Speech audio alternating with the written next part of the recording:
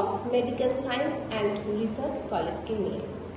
এটি কোথায় অবস্থিত, এটি কবে স্থাপিত হয়েছে, এখানে কি কি কোর্স করানো হয়ে থাকে, এখানে কিভাবে পৌঁছানো যায়, এখানকার ফি স্ট্রাকচার, এই সমস্ত তথ্য আজকে আমরা বিস্তারিতভাবে আলোচনা করতে চলেছি।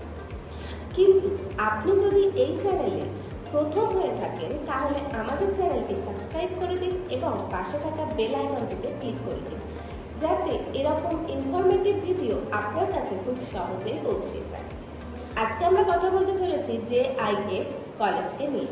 এটি অবস্থিত হাওড়ায়। এটি স্থাপিত হয়েছে 2023 সালে। এটি NMC অ্যাপ্রুভড কলেজ এবং এটি West Bengal university of health science থেকে অ্যাফিলিয়েটেড।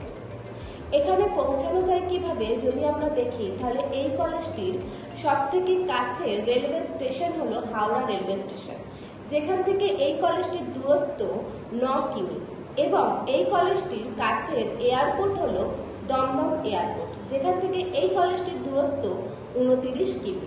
এই কলেজটি 30 একর ক্যাম্পাস জুড়ে রয়েছে, যেখানে রয়েছে 700টির বেশি বেডেড হসপিটাল এবং এই হসপিটালে প্রায় প্রত্যহ 500-র বেশি পেশেন্ট আসা যাওয়া করে।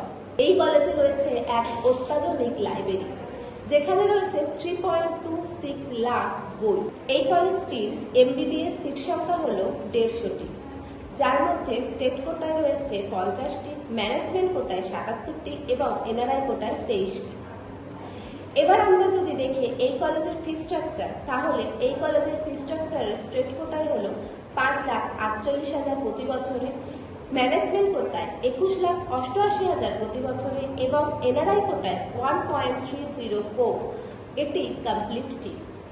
এখানে রয়েছে হোস্টেলের ব্যবস্থা, এসি নন এসি দু রকমেরই হোস্টেলের ব্যবস্থা রয়েছে, যার ফিস হলো 2 লাখ প্রতি বছরে।